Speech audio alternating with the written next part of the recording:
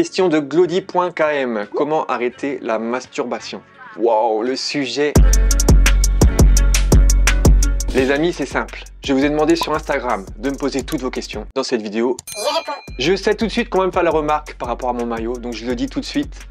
Toulousain. Toulousain. Voilà, j'habite à côté de Toulouse, je supporte le TFC, voilà.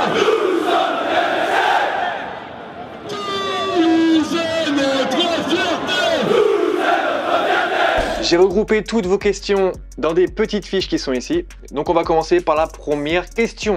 Une question de charmid.chh. Quel concert t'a le plus marqué? Alors le concert qui m'a le plus marqué, c'est, je crois que c'est quand j'avais 20 ans, le concert de John Legend. Voilà, tout simplement, ça m'a marqué. C'était à l'Olympia. C'est la première fois que j'allais à l'Olympia. Et en première partie, il y avait la chanteuse Estelle, mais elle n'était même pas encore connue. Donc c'était aussi une fierté pour moi d'avoir été voir cette chanteuse-là avant qu'elle soit connue avec le titre American Boy. Et John Legend, bah, que dire de John Legend? Voilà, c'est un chanteur exceptionnel. Deuxième question de Charmid. Comptes-tu élargir ta marque de maillots de basket? Alors, j'ai sorti une gamme de maillots de basket l'année dernière. Et là, je compte pas en ressortir tout de suite. Par contre, il y a un projet de maillot de foot avec la radio Gospel Urbain. Et de tournoi de foot aussi, hein, j'en profite pour le dire. Donc c'est une exclue. Et donc je vais vous montrer là à l'écran quelques démos de ce qu'on voudrait faire comme maillot. Donc ce sera un maillot noir et blanc. Et voilà, donc restez connectés parce que ça devrait sortir voilà, dans le courant fin 2022, début 2023. Nouvelle question, là c'est Nian Doué Glovin, je sais pas si je l'ai bien dit, mais en tout cas, est-il sage de laisser nos ados sortir ensemble, entre parenthèses, dating? Alors je ne suis pas conseiller spirituel, mais après la question, je vois pas trop ce que tu veux dire. Qu'est-ce que tu veux dire par sortir ensemble? Si tu veux dire être en couple, ça dépend quel âge ils ont. Je pense qu'il y a un certain âge déjà pour commencer à sortir avec quelqu'un. Donc moi, à partir d'un certain âge, je ne vois pas d'objection pour que les enfants fassent leur expérience et qu'ils trouvent quelqu'un pour être en couple et pour se fiancer et se marier après. Donc voilà, après il faudrait que la question soit plus précise. Question de C'est la prod, tes projets pro à long terme. Mes projets pro, alors je ne sais pas si tu parles de YouTube, de la musique ou de mon métier. En tout cas, je pense que toi tu t'orientes plus sur peut-être YouTube et la musique. Et les projets à long terme, moi je m'imagine bien produire un artiste chrétien en arabe, chanter en arabe. C'est vraiment le truc que j'aimerais faire, que j'ai en tête là. Et je pense que d'ici peu de temps en fait ça va arriver. Et j'aimerais bien en fait produire des morceaux pour le milieu chrétien arabe. Voilà. Ce serait ça comme projet que j'ai là à long terme.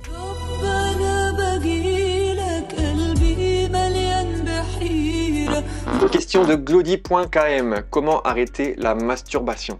Waouh, le sujet, c'est un vrai sujet puisque ça concerne 99% des hommes, à part Quoi de neuf Pasteur, big up à Nicolas. Et moi-même, j'ai été confronté à ce problème-là. Et ce qui m'a aidé, il y a la formation du Top Chrétien. Je te conseille vivement d'aller faire un tour sur le site du Top Chrétien. Il y a une formation qui aide à arrêter la masturbation. Le livre de Joseph Gott aussi, que je te conseille. Je mettrai les liens dans la description de la vidéo. Et troisièmement, en parler. En parler à quelqu'un de confiance. Tu trouves un ami, un meilleur pote, et tu lui en parles. En parler, c'est quelque part une délivrance, c'est déjà un premier pas. Donc voilà ce que je pourrais te conseiller. Nouvelle question de DM Bongolo. Bonjour, vous allez bien? Ça va bien grâce à Dieu. C'est quoi votre son du moment? Mon son du moment, c'est Kunguinho, voilà. C'est un banger. Il est fou ce son. Je l'écoute tous les jours. En plus, il y a deux phases dans le son. Il y a un petit switch dans le son. C'est... Voilà. Tu voulais du bon rap, tiens, voilà. Tu veux de la peu tiens, voilà. Question de Glory Lamello. Est-ce que le fait d'être en relation amoureuse est un péché? Bah non. Non. Après ta question elle n'est pas assez précise, mais être en relation amoureuse, c'est pas un péché. Question de Mon compte secondaire. Quelle est l'importance de la musique? Alors, pareil, la question n'est pas assez précise, je trouve. En tout cas, moi, je vais parler de l'importance de la musique dans ma vie. C'est quelque chose qui me permet de m'évader, c'est quelque chose qui qui va travailler ma créativité aussi. C'est quelque chose qui permet aussi d'avoir de la joie. Enfin, après, il y a plusieurs temps, tu vois. Il y a des fois où tu as envie d'écouter des sons plutôt mélancoliques, des fois où tu as envie d'écouter des sons pour louer Dieu, des fois où tu as envie d'écouter des sons pour danser. Donc, je pense que même au niveau spirituel, c'est quelque chose de très important. Question de Miracleson, tu rappes, chantes, influences, mix, on t'a jamais vu danser ou jouer d'un instrument? Alors, oui, c'est vrai que je fais beaucoup de choses, parce que je suis quelqu'un qui aime bien tester les choses, je suis quelqu'un de curieux, donc voilà, j'aime bien tester plein de choses. En ce qui concerne danser, si, je danse. La preuve, il y a une vidéo que je vais mettre en lien dans la description de la vidéo avec Aminata Crazy Style. Je sais plus ce que j'avais mis comme titre de vidéo, les blancs ne savent pas danser, donc vous pouvez aller voir ça. Et puis il y a l'instrument, non, je joue pas d'instrument, sauf si on considère, d'ailleurs moi je considère autotune comme un instrument, donc je joue de l'autotune un peu, hein, voilà.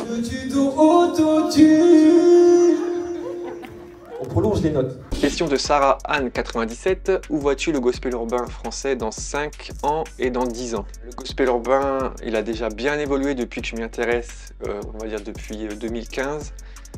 Déjà en termes de qualité de production, les morceaux qui sont bien mixés, bien masterisés, au standard en fait radiophonique.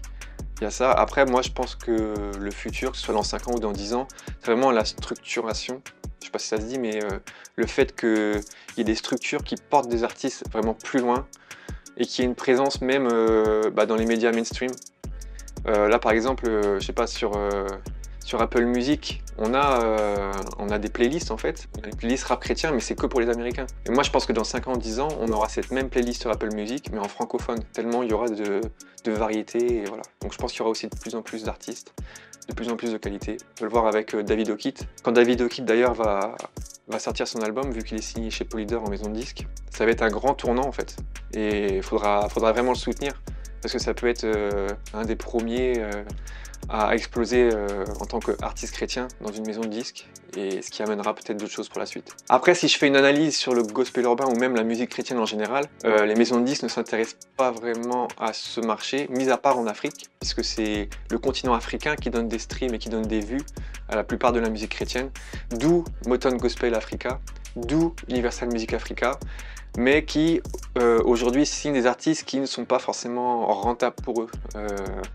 Dela Moana, Amanda Malela, Lord Lombo, Simian aussi. Je pense que aujourd'hui ces artistes ne sont pas encore assez rentables pour que les maisons de disques s'intéressent un peu plus aux artistes chrétiens. D'où mon attente envers David O'Keefe. Nouvelle question de Miracleson. Alors on danse?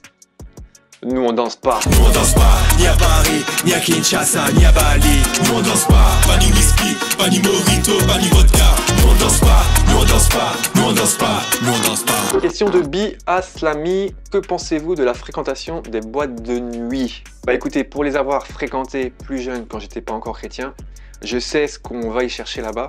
Donc pour moi, ce n'est pas un endroit fréquentable quand on est chrétien. Quand on y va pour des raisons malsaines.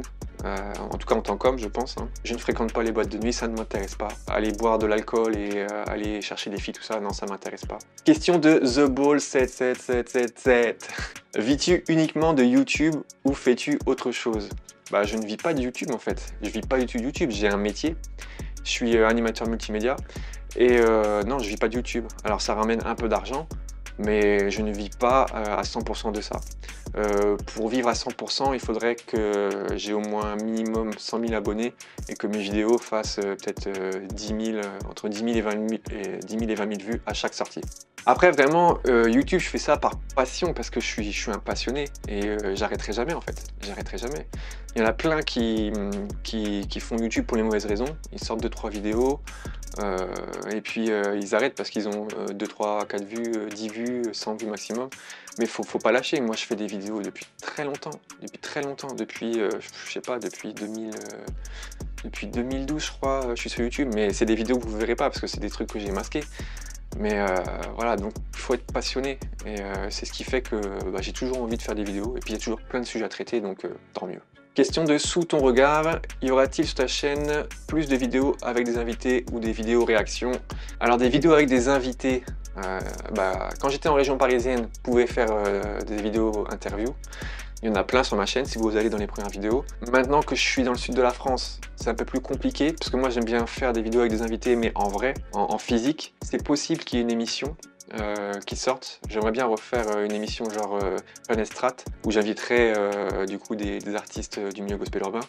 Mais voilà, ça c'est en projet, on verra pour la suite. Et des vidéos réactions, ouais, pourquoi pas. Alors, affirmation de Kevin Alonso. Question de Godson officiel 08. Pouvez-vous faire une vidéo top 15 des meilleurs rappeurs gospel? Alors, pourquoi top 15? Pourquoi pas top 10? Pourquoi pas top 100? Alors, je sais pas si je ferai une vidéo comme ça. En tout cas, tous les ans, je fais une vidéo des meilleurs projets gospel urbain. Et voilà, je pense que ça suffit. Après, il y a plein de vidéos à ce sujet-là sur ma chaîne. Donc, top 15, non, je ferai pas de vidéo de top 15. Je pense qu'il y a déjà assez de contenu sur ma chaîne et chaque année je fais le top album et on peut retrouver un peu les meilleurs artistes gospel urbain sur ces vidéos là. Donc voilà. Question de Holy Music Events. As-tu déjà récolté des revenus des droits voisins ISRC? Alors pour ceux qui ne savent pas ce que c'est ISRC, vous irez voir sur ma chaîne. Et sinon non, j'ai pas encore touché de droits voisins. Tout simplement parce que j'ai aucun de mes sons qui n'a été utilisé dans une pub, au cinéma ou dans des trucs comme ça. Donc le jour où ça arrivera, j'en aurai, mais pour l'instant, j'en ai pas. Mais au moins, j'ai mon propre code. Donc si ça arrive, ce sera pour moi. Nouvelle question de Holy Music Events. Il manque quoi aux artistes gospel pour toucher un large public? Il ne manque rien. Rien. Il ne manque rien. Parce qu'il y a certains artistes qui touchent déjà un large public. On va prendre David O'Keefe. On va prendre les artistes que j'ai cités tout à l'heure, Dena Moana, Amanda Malela. Après, c'est très ciblé en Afrique. Maintenant, je vois ce que tu veux dire dans le fait de toucher une plus large audience, c'est-à-dire ce que les maisons de disques appellent la ménagère de moins de 40 ans ou de moins de 50 ans, je sais plus comment on dit. Faut faire des sons qui parlent à tout le monde, des sons témoignages, des trucs de la vie courante, je sais pas, parler de la dépression et de comment on en sort dans un morceau, un peu comme Stromae, parler des thématiques de tous les jours. Si on parle de choses que les gens vivent tous les jours, forcément ils se sentiront concernés, ça va intéresser plus de personnes et voilà. Question de Honors Créole, top 5 ou top 10 artistes gospel urbain. Tu veux mon top 5 ou mon top 10? Ouais, c'est compliqué. En plus ça change tout le temps, en fonction des sorties, en fonction de moi, de mon mood, tout ça. Mais là actuellement, bon, il y en a un qui bouge pas, c'est le Psalmiste. Voilà, le Psalmiste, il est toujours là, il sera toujours dans mon top 5. Il y aura Virtuose aussi, ça bouge pas, je pense qu'il sera toujours là. Donc le Psalmiste, Virtuose. Forcément en ce moment je l'écoute beaucoup, donc je mets Kunguinho. Dans mon top 5 après il y aurait qui? Vesti, le rappeur belge. Et enfin la 5e place, enfin en même temps il n'y a pas de place, hein. Je te dis 5 artistes que j'aime bien. Voilà, j'ai réfléchi, donc ce sera un top 6, donc Tio et David O'Keefe, voilà. Et voilà la dernière question, question de Milmesco, le monde gospel. C'est même pas une question, c'est le monde gospel. Est-ce que c'est une question philosophique? Une dissertation sur le monde gospel? Je pense que j'en ai déjà assez dit dans une des questions d'avant. Pour moi, le monde gospel a une mission au niveau de la musique. Donc, parler de l'évangile en musique, mais aussi témoigner de nos vies, témoigner de sujets de tous les jours, comme j'ai dit tout à l'heure. Et comment on fait pour s'en sortir quand on est au plus bas, ou comment on fait pour avoir de la joie tous les jours, ou comment on fait pour aimer les autres, même quand c'est difficile. Voilà, c'est ça le monde gospel. Et grâce à Dieu, je pense que les artistes chrétiens auront de plus en plus d'influence dans ce monde, parce qu'il y a un monde qui est en souffrance, on l'a vu depuis le Covid, et qui a besoin de ce message-là. C'est la fin de cette vidéo FAQ. J'espère que ça vous a plu, j'espère que j'ai répondu aux questions comme il fallait. Hein, on verra, dites-moi en commentaire. D'ailleurs, si vous avez d'autres questions, n'hésitez pas à les poser en commentaire, j'y répondrai en direct. Et voilà, je vous remercie. Pensez à vous abonner et aussi à lâcher un pouce en l'air pour donner de la force à la chaîne. On est de plus en plus nombreux, on se rapproche des 30 000 abonnés. Merci beaucoup à vous et je vous dis à bientôt. Au revoir.